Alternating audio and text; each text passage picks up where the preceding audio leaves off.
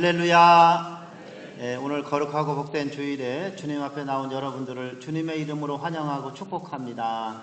잘 오셨습니다. 서로 좀 인사하겠습니다. 주님의 이름으로 사랑하고 축복합니다. 잘 오셨습니다. 여러분, 사람들이 그런 말을 해요. 돈보다 행복이 우선이라고 그런 얘기들을 합니다. 오늘 제목도 돈보다 행복을 원한다면 이런 내용인데, 그런데 돈보다 행복이 우선이라고 말하면서도 실제로는 행복 팔아서 돈을 버는 그런 삶을 살고 있어요. 행복 팔아서 돈 버는 삶을 살아요. 행복이 우선이라고 얘기하면서도. 여러분, 만약에 정말 우리들이 진짜 돈보다 참된 행복이 우선이고 그걸 원한다면 오늘 이 말씀들을 우리가 여러분 잘 믿음으로 잘 듣고 받으시기를 바랍니다. 손흥민 선수 여러분이 다 아실 거예요. 손흥민 선수의 아버지가 손웅정 씨인데 굉장히 꽤나 유명하죠. 이분도 손흥민 선수 때문에 이제 더 유명해진 그 아버지인데, 손웅정 씨가 쓴 모든 것은 기본에서 시작한다라는 책이 있어요. 요즘 제가 읽고 있는 책인데 제 이제 그 책상 위에 있는데, 그 손웅정 씨가 쓴 이 책의 자서전인데, 이 책에 보면 손웅정 씨가 이제 서산 출신이더라고요. 전 처음으로 이 책 보면서 알았어요. 이 양반이 서산 출신이었구나. 그 서산 어렸을 때 초등학교 다닐 때 서산에서 어느 교회에서 초등학교 교회대항 이렇게 축구 시합을 했대요. 교회대항 축구 시합을 했는데, 그때 이제 동네 친구들하고 같이 그 축구 시합에 이제 이렇게 참석을 하게 됐고 출전을 하게 됐고, 그리고 어떤 이제 축구부 선생님의 눈에 띄어서 이제 축구를 하기 시작하게 됐다. 그리고 나중에 이제 춘천으로 이제 중학교 때 전학을 가고 하여간 그런 과정들이 있어요. 그렇게 했는데, 그런 얘기들을 이렇게 쭉 얘기를 하면서 손흥민 선수를 이제 훈련시켰던 과정들, 그리고 또 기독교적인 색채가 묻어나는 자신의 생각들을 이렇게 쭉 글을 적었더라고요. 손흥정 씨가 서울 영광교회라는 교회에 다닌다고 이렇게 보면 인터넷에서 보면 이렇게 되어 있는데, 뭐 실제로 제가 확인을 못 해봤기 때문에 그 얘기까지는 적지는 않았습니다.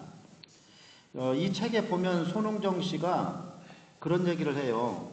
손흥민 선수한테 이거 하는 말이, 유명 선수가 되고 대중의 조명을 받을 때, 유명 선수가 되었고 대중의 조명을 받을 때 성공보다 중요한 것은 성장이다. 이걸 잊으면 안 된다.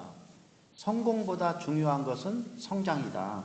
그리고 성공 안에서 길을 잃지 말아야 된다. 이런 얘기들을 강조해요. 이 내용에 보면. 성공보다 중요한 것은 성장이고, 그리고 성공 안에서 길을 잃어버리지 마라. 그리고 이것을 위해서 무엇보다도 어리석어 보일 정도로 기본을 지키는 노력이 필요하다. 이런 걸 강조해요. 어리석을 정도로 기본을 지켜야 된다. 그래야 길을 잃지 않는다. 이런 얘기들을 이렇게 하는데, 쭉 책을 읽으면서 무슨 생각이 드냐면, 이 손흥정 씨가 단순한 운동선수가 아니라 철학자 같다는 그런 생각이 들더라고요. 생각을 많이 하는 그런 또 내용들이 보면 기독교적인 그런 그 배경들이 깔려 있는 것을 느낄 수가 있었습니다. 그런데 이 손흥정 씨의 이 생각과 이 자세는 축구뿐만 아니라 모든 사람의 삶에서 적용될 수 있다라는 이런 생각이 들어요. 이분이 했던 이런 말들. 여러분, 세상 사람들이 성공하는 것을 목표로 둔다면 그러면 나중에 허무해질 수 있습니다. 예를 들어서 대학에 합격하는 거, 이것을 내 인생의 목표로 둔다든지, 부모가 사람이 그게 내가 존재하는 이유를 자녀를 대학 보내는 거, 또는 뭐 금메달 따는 거, 또는 1등 만드는 거, 1등이 되는 거, 이런 것들을 성공이라고 생각하고 그것을 내 인생의 목표점으로 삼으면, 그러면 금메달 딴 다음에는, 대학 합격한 다음에는 어떻게 되냐면 더 이상 목표점이 없어지는 거예요. 그러면 인생이 허무해지기 시작을 하는 것입니다. 그런데 여러분, 성숙한다는 거, 성장한다는 거, 이런 것들을 목표로 하면 그것은 계속 평생 동안 성장해 나가는 거예요. 성숙해 나가는 것이라고 볼 수 있습니다. 사람은 사람으로서 가져야 될 기본이 있습니다. 모든 사람이 다 그래요. 사람이면 사람으로서 가져야 될 기본이라는 게 있어요. 개인이든 사회든 심지어 영적인 문제이든 간에 대부분의 문제들은 어디서 생기냐면 기본이 무너진 데서부터 문제가 생겨요. 영적인 침체라고 하는 것도 여러분 영적인 기본이 무너진 데서부터 침체가 생기는 겁니다. 모든 이치가 그렇듯이 기본이 되어 있어야 성장도 하고 성숙도 하게 되고 그리고 아름다운 열매도 맺게 되어 있습니다. 기본이 무너지면 성장할 수 없고 성숙해지지 않고 열매도 맺을 수가 없는 거예요. 여러분 만약에 지금 우리들이 인간관계라든지 여러 가지 자기 삶에 어려운 문제들 또는 혼란이 왔다면 그러면 우리는 뭘 생각을 해야 되냐면 다른 사람을 탓하기 전에 나에게 있어서 기본이라고 하는 것이 기초가 지금 무너지지 않았는가 이것을 생각하면서 그것을 회복하려고 생각하는 사람이 현명한 사람이라고 생각이 됩니다.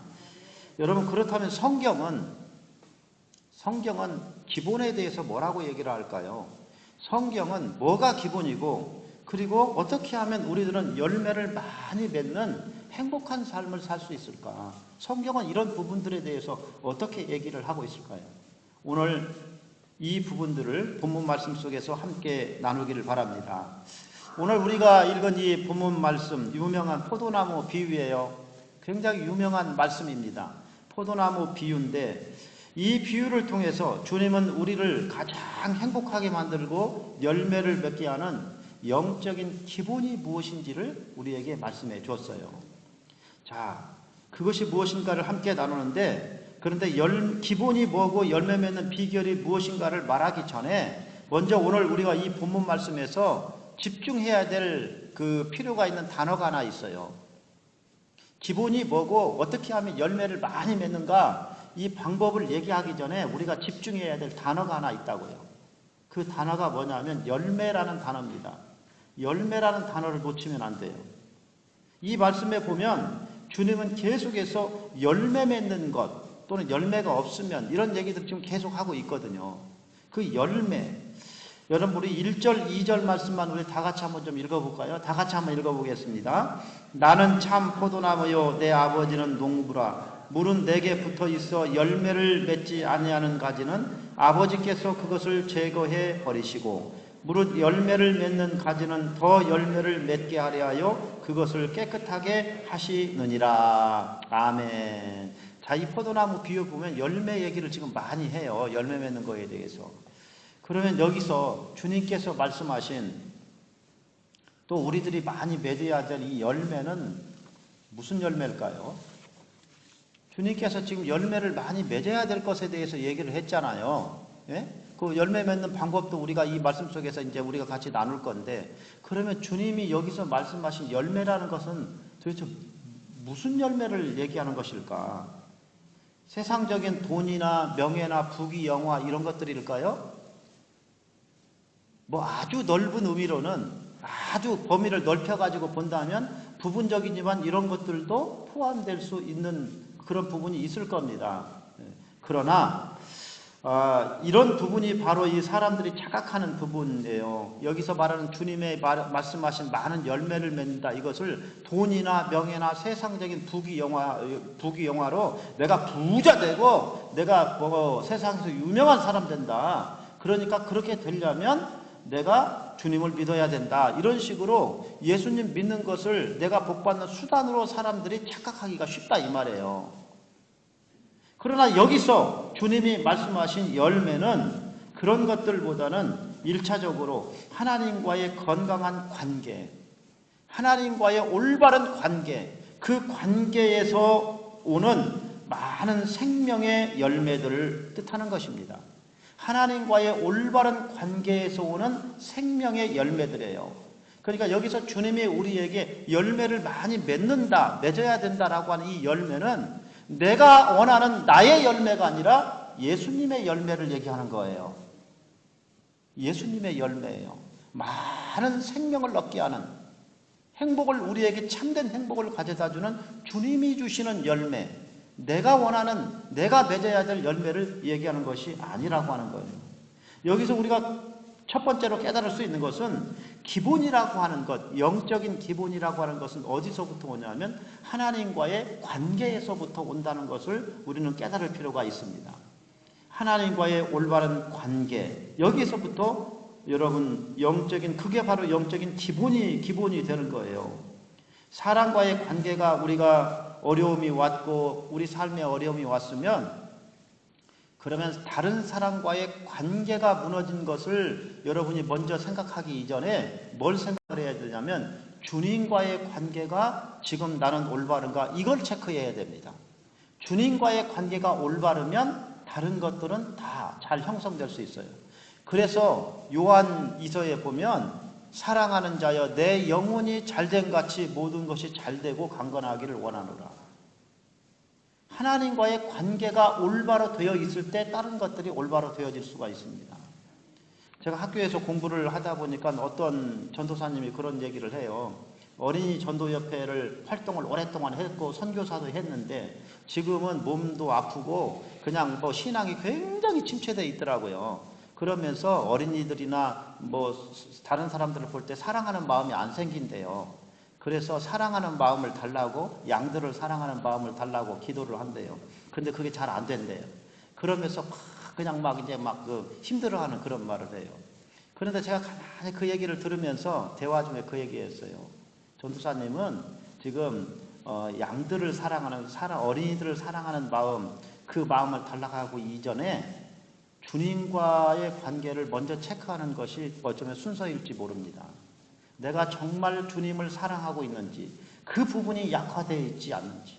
왜냐하면 주님을 정말 사랑하는 마음 주님과의 관계가 돼 있으면 주님이 사랑하는 양들도 사랑하게 돼 있기 때문에 그래요. 요한복음 21장에 예수님께서 베드로에게 양들을 위임하기 전에 네가 내 양을 사랑하느냐 이렇게 묻지 않고 네가 나를 사랑하느냐 이렇게 물었거든요. 바로 그 부분이 중요한 거거든요. 이건 우리 모두에게도 역시 마찬가지인 것입니다. 여러분 하나님과의 건강한 관계를 통해서 주시는 수많은 생명의 열매들 나의 열매가 아니라 예수님의 열매를 맺기를 원하시는 거예요. 그러니까 우리는 주님과의 건강한 관계가 가장 기본의 출발이다라는 것을 먼저 깨달아야 되는 것입니다. 그리스도 안에서 주님이 주시는 그러한 행복, 사랑, 은혜, 또 기쁨, 세상이 줄 수 없는 평안, 주님과의 올바른 관계가 돼 있으면 세상이 줄 수 없는 이 평안함이 우리에게 찾아와요. 참된 행복이 우리에게 오고 더 이상 두려움이나 세상적인 어떤 욕심이 아니라 주님이 주시는 안정감, 주님께서 주시는 참된 평안, 그리고 섬김, 용서, 치유, 성령의 은사 이런 것들이 바로 주님이 우리에게 주시기 원하시는 열매라고 하는 거예요. 그런데 그런 것들은 주님과의 올바른 관계가 되어 있을 때 우리에게 찾아오는 것들이라는 것을 깨달을 필요가 있습니다. 여러분 그러면 앞에서 말한 생명의 열매를 그럼 많이 맺는 이 열매들을 많이 맺는 방법이 뭘까요? 주님은 그 방법도 우리에게 말씀해 주셨어요. 우리 다 같이 4절 말씀 다 같이 읽겠습니다. 내 안에 거하라. 나도 너희 안에 거하리라. 가지가 포도나무에 붙어있지 아니하면 스스로 열매를 맺을 수 없음같이 너희도 내 안에 있지 아니하면 그러하리라. 아멘. 이 4절 말씀을 여러분 눈여겨보시길 바랍니다. 이 말씀을 보면 우리들이 열매를 많이 맺는 방법이 지금 나오고 있어요. 많은 우리들이 행복해지고 세상이 줄 수 없는 평안, 참된 용서, 성령의 은사와 은혜들 이 모든 것들을 우리가 누릴 수 있는 그런 열매를 많이 맺을 수 있는 방법이 여기에 나와 있습니다. 여러분 이 말씀처럼 우리들이 주님과 건강한 관계를 맺고 열매를 많이 맺는 행복한 삶이 되는 기본 중의 기본은 뭐냐면 주님 안에 거하는 것입니다. 예수님 안에 거하는 거예요. 그런데 그 예수님 안에 거하는 것이 뭐냐면 가지가 포도나무에 붙어있지 아니하면 스스로 열매를 맺을 수 없음같이 포도나무 원줄기 대신 주님께 붙어있는 거예요. 주님께 붙어있는 것이 주님 안에 거하는 것이다. 이렇게 볼 수가 있는 것입니다. 여러분 그래야 원줄기에서 오는 은혜들을 우리는 계속해서 공급받을 수가 있고 열매를 맺을 수가 있는 것입니다. 주님과 가까이 하는 거예요. 주님께 붙어 있는 거예요. 이게 기본이고 열매 맺는 방법인 거예요. 예전에 그 김창옥 씨라고 여러분 그 TV나 뭐 유튜브나 이런 데 보면은 이분 강의가 많이 나오죠. 이분 굉장히 유명한 분이에요. 서울여대 기독교학과 이제 교수이기도 하고 또 이제 많은 강연도 하고 이런 분인데 뭐 소통의 달인이다 이런 얘기를 하고 강연도 굉장히 재밌게 많이 해요. 유튜브에 이분 강연 들어보면 뭐 내용이 건전하고 기독교적인 그런 바탕이 있고 굉장히 재밌습니다. 예. 스트레스도 많이 해소돼요. 이분 강연 이렇게 들으면. 근데 이 김창옥 씨가 그런 얘기를 해요. 어느 TV 강연에서 행복해지고 싶으면 행복한 사람과 가까이 해야 된다. 행복해지기를 원하면서 행복하지 않은 사람을 자꾸 가까이 하고 나쁜 사람 가까이 하면 그럼 나도 행복 안 하게 된 거예요. 행복해지고 싶으면 행복한 사람을 자꾸 가까이 해야 돼요. 여러분 은혜 받고 싶으면 은혜 받는 그런 은혜 성령 충만한 사람하고 자꾸 가까이 해야 돼요. 그래야 내가 행복해지고 나도 은혜를 받게 된다 이거예요. 여러분 정말 그렇지 않습니까? 예, 행복한 사람과 가까이 할수록 행복해지게 돼 있어요. 여러분 그런데 이것이 하나님과 우리와의 관계에서도 역시 동일해요. 잘 생각해 보면 하나님과 가까이 할수록 하나님과 가까이 하면 가까이 할수록 또 은혜 받은 사람과 가까이 하면 가까이 할수록 나에게 행복과 사랑이 넘치는 것은 자명한 일이에요. 하나님을 가까이 할수록 하나님은 사랑이시기 때문에 또 은혜 받은 사람 그러한 사람을 가까이 하면 가까이 할수록 그 사람의 은혜가 나에게 막 전염이 돼. 막 나도 같이 행복해지는 거예요. 은혜를 사모하는 마음이 우리 속에 막 생기게 되어 있습니다. 그러나 반대로 하나님과 멀어지거나 하나님과 점점 멀어지는 거예요. 하나님과 점점 멀리한다든지 또는 은혜가 식은 아주 차가운 그러한 은혜는 식었는데 머릿속에 지식만 있는 사람, 성경 지식만 있는 사람 사실 목회에 보면 이런 사람이 가장 대하기 힘들어요. 여러분 어떤 사람들은 어떤 사람이 그 대하기 어려울까? 뭐 초신자들 성경에 대해서 모르는 사람들이 대하기 어려울까? 다 그렇지 않습니다.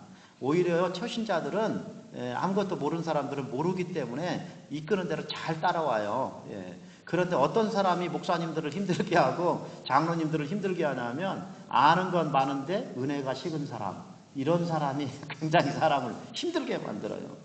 그런 사람들 자꾸 가까이 하고 하나님으로부터 멀어지고 또는 은혜스럽지 않은 덕스럽지 않은 자리를 자꾸 내가 그런 데를 막 자꾸 가까이 한다. 그렇게 되면 하면 할수록 내 심령에는 온갖 고통이 따라와요.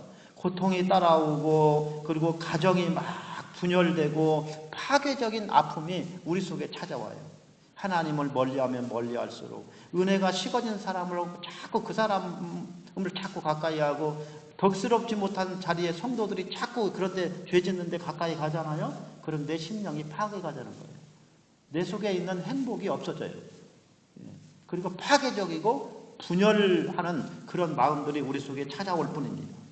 그래서 마귀 사단은 어떻게 해서든지 우리를 하나님으로부터 떼어놓으려고 안간힘을 쓰는 거예요. 마귀 사단은 어떻게 해서든지 은혜 받지 못하게 하고 하나님 가까이 하지 못하게 하도록 우리를 자꾸 떼어놓으려고 미혹하고 그리고 우리를 공격하고 하는 것입니다. 그래서 우리가 영적으로 죽게 만들고 구원에서 멀어지게 하려고 자꾸 시도를 하는 거예요. 여기에 속지 않기를 바랍니다. 여기에 속지 않기를 바라요. 얼마 전에 그 축구를 좋아하는 10대 친구의 장례식이라는 짧은 그런 그 영상, 뭐 요즘 보면 뭐 쇼츠라고 하는 그런 짤막한 영상들이 있어요. 이런 그 영상 하나를 본 적이 있는데 이런 내용입니다. 2년 전에 그 멕시코에서 있었던 얘기인데 미국 국적의 10대 학생, 저 화면에 나오는 저 학생인데 학생이 이제 그 유소년 축구 선수 그런 선수인데 축구를 좋아해요. 그런데 미국 국적인데 멕시코에 있는 할머니 집에 찾아갔다가 아마 멕시코계 미국인인 것 같아요. 할머니 집에 갔다가 멕시코 경찰이 쏜 총에 맞아 죽었어요. 그래서 이제 그 경찰이 조사받고 막 이렇게 하는데 그 친구들이 이 학생의 이제 그 장례식을 하면서 이제 특별한 세레모니를 준비를 했는데 그거 뭐냐면 저 학생의 그 관을 이제 축구 골대 앞에 놓고 친구들이 이렇게 패스를 하면서 관에 공이 탁 맞아가지고 골인되게 이렇게 각도를 조절을 한 거예요. 그렇게 해서 골인이 딱 들어가니까 저 관에 친구들이 우르르 몰려와서 막 관을 붙잡고 막 그냥 막 골인 넣으면 이렇게 막 축하해 주잖아요. 축구 보면 그런 식으로 관을 붙잡고 친구들이 이 장례식에서 세레모니를 하는 뭐 죽은 친구를 응원하고 하는 그러한 그 내용입니다. 잠깐 그 한 2분 정도 그 뉴스 한번 잠깐 본 다음에 이 말씀 계속하겠습니다. 동영상 보여주시기 바랍니다. 멕시코에서 미국 국적인 16살 소년이 경찰이 쏜 총에 맞아 숨지는 사건이 발생했습니다. 현지 시각으로 9일 멕시코 남부 오아사카주에서 알렉산데르 고메스라는 소년이 경찰의 총에 맞아 목숨을 잃었습니다. 함께 있던 15살 소년도 총에 맞아 병원에서 치료를 받고 있는데요. 현지 언론에 따르면 숨진 고메스 군은 미국 노스캐롤라이나주 태생으로 멕시코에 있는 조그모를 방문 중이었습니다. 고메스가 친구와 음료수를 사러 가던 도중 경찰차가 갑자기 그들을 추격하며 총을 쏘기 시작했다고 하는데요. 이와 관련해 경찰 1명이 체포됐으나 멕시코 당국은 구체적인 경위는 밝히지 않았습니다.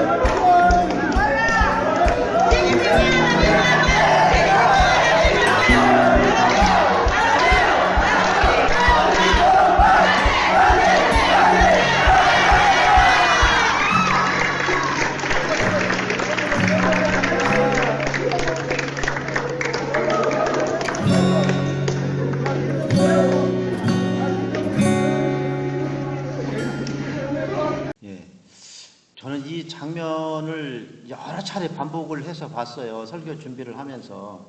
근데 막 마음이 굉장히 막 짠하더라고요. 이 친구들이 이 관을 붙잡고 막 이제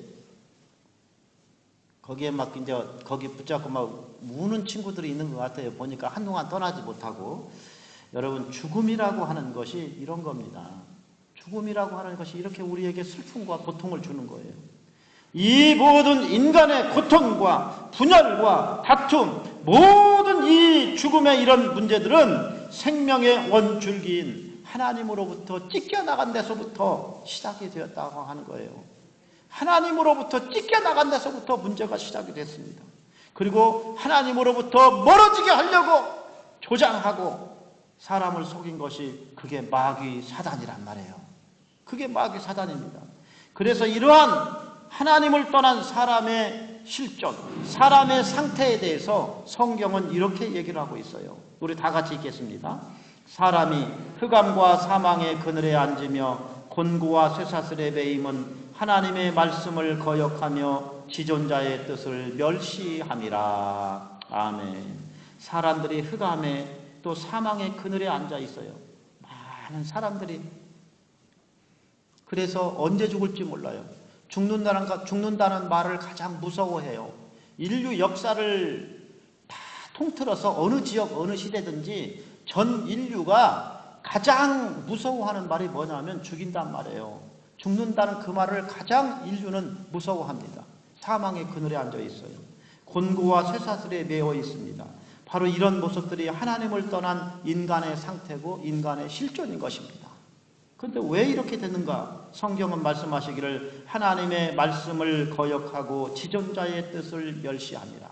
하나님의 말씀을 거역하고 지존자의 뜻, 이 지존자는 하나님이나 지금 같은 얘기예요. 그 하나님의 뜻을 멸시하고 하나님을 떠나 있는 데서부터 이 모든 인간의 고통이 시작이 되었다. 여러분, 그렇다면 다시 붙들고 회복할 수 있는 방법은 없을까요? 다시 축복의 생명의 원줄기인 하나님께 우리들이 다시 붙어낼 수 있는, 다시 갈 수 있는 방법이 없을까요? 그래서 주님이 기뻐하시는 생명의 열매들을 풍성히 맺는 그런 방법은 우리에게 없을까요? 방법이 있습니다. 방법이 있어요. 그것은 다시 접붙임을 받는 것입니다. 다시 원줄기에 우리가 접붙임을 받는 거예요. 여러분, 가지를 다시 원줄기에 굳게 붙이고 찢어진 것을 붙잡아서 꽁꽁 묶어주면, 그러면 생명의 원줄기에 이 생명의 진액이 다시 그 꺾어진 가지에 공급이 될 수가 있습니다. 그런데 문제는 뭐냐면 우리들은 스스로의 힘으로 다시 붙이지 못한다는 거예요. 그래서 우리를 대신해서 생명의 원줄기에 우리를 대신해서 다시 붙여주시기 위해서 하나님께서 우리에게 보내주신 분이 계십니다. 그분이 바로 하나님의 아들 예수 그리스도이신 것입니다. 그리스도의 피는 찢어졌던 우리와 원줄기 대신 주님 사이를 붙여주신 강력한 영적인 생명의 접착제와 같은 것입니다. 예수 그리스도의 보혈이 하나님과 우리 사이에 찢어졌던, 떨어졌던 그 사이를 주님의 보혈로 붙여주신 거예요.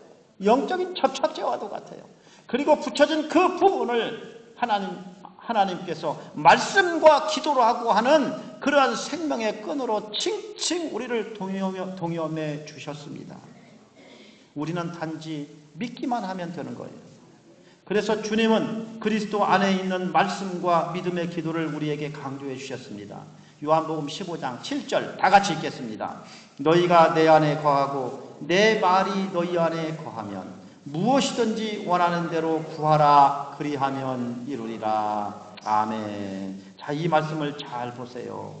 너희가 내 안에 거하고 내 말이, 주님의 그 말씀이 우리 안에 거하면, 그러면 무엇이든지 원하는 대로 구하라. 말씀과 기도입니다. 말씀과 믿음의 기도를 우리에게 얘기하는 거예요. 믿음의 기도라고 하는 것은 주님을 향해서 내 마음의 수도꼭지를 여는 것과 같아요. 여러분, 수도꼭지를 하면 딱 틀면 수도꼭지를 딱 여는 그 순간에 물은 쏟아집니다. 여는 순간에, 열기 전에는 물이 그 직전까지 들어와 있어도 쏟아지지 않아요. 그런데 꼭지를 딱 트는 순간에 물은 쏟아지게 되어 있어요.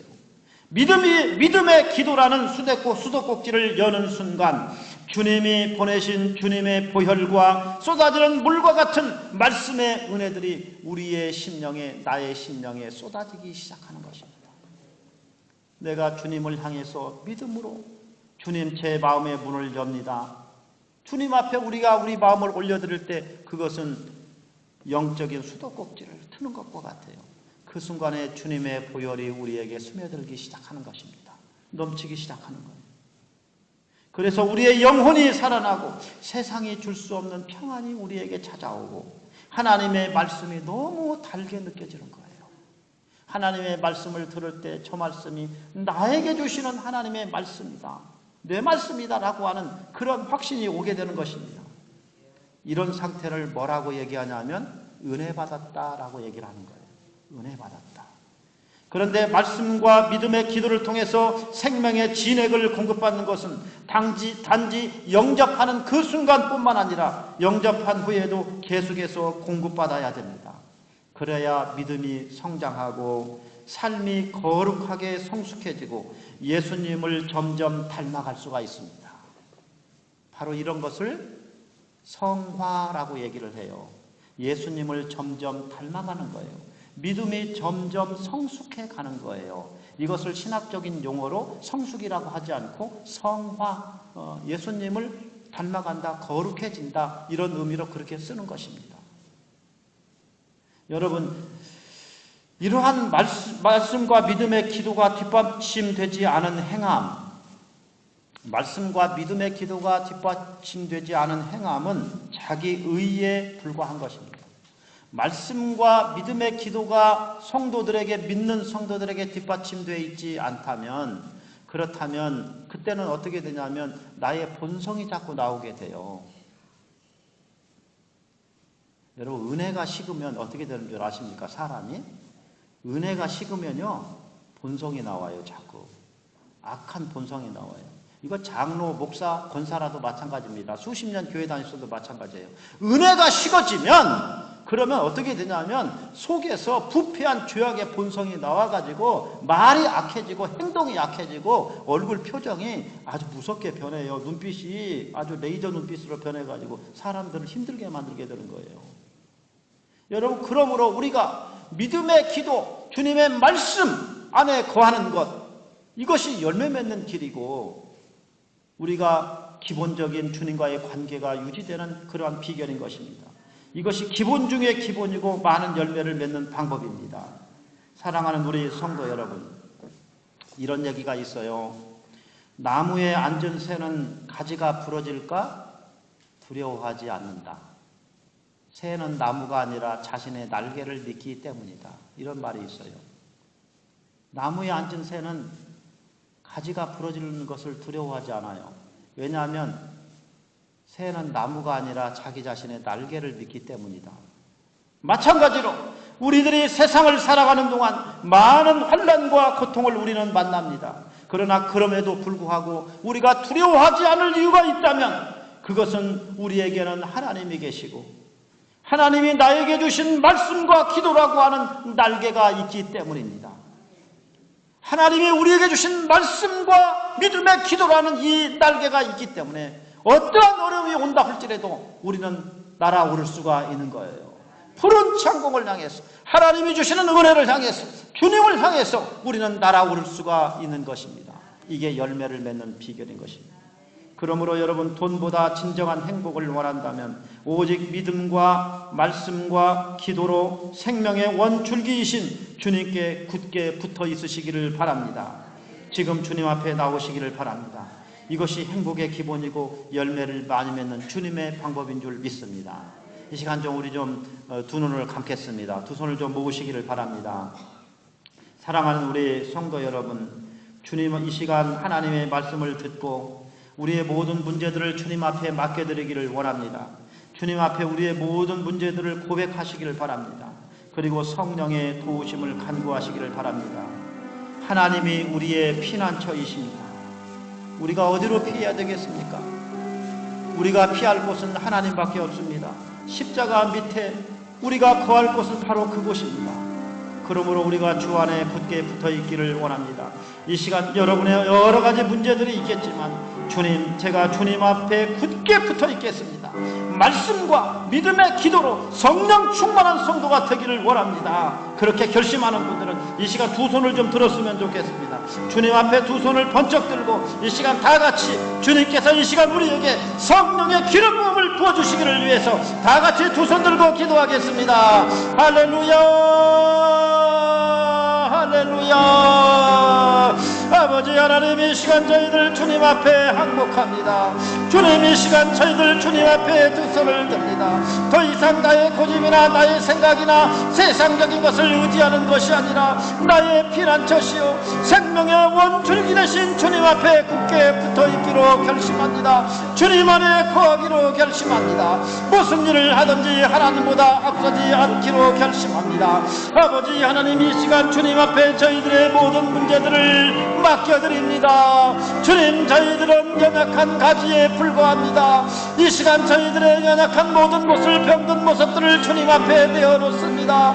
이 시간 주님의 보혈로 저희를 덮어주시고 주님, 저희들에게 성령의 기름 부음으로 충만하게 하여 주시고 이 시간 이후로 저희들은 하나님의 말씀과 믿음의 기도로 우리 자신을 주님 앞에 내어드리기를 힘쓰는 저희들 되게 하여 주시옵소서. 이 시간 저희들의 약함과 저희들의 모든 문제를 주님 앞에 맡겨드리며 간구하는 심령보다 하늘문을 활짝 여시고 성령의 기름 부음으로 성령의 충만함으로 하나님 역사하여 주실 줄 믿습니다. 믿습니다. 그래서 이 시간 이후에는 우리가 돈보다 진정한 행복을 찾기 원하여 믿음과 말씀과 기도 가운데 생명의 원줄기이신 주님께만 굳게 붙어있는 저희들 되게 하여 주시옵소서.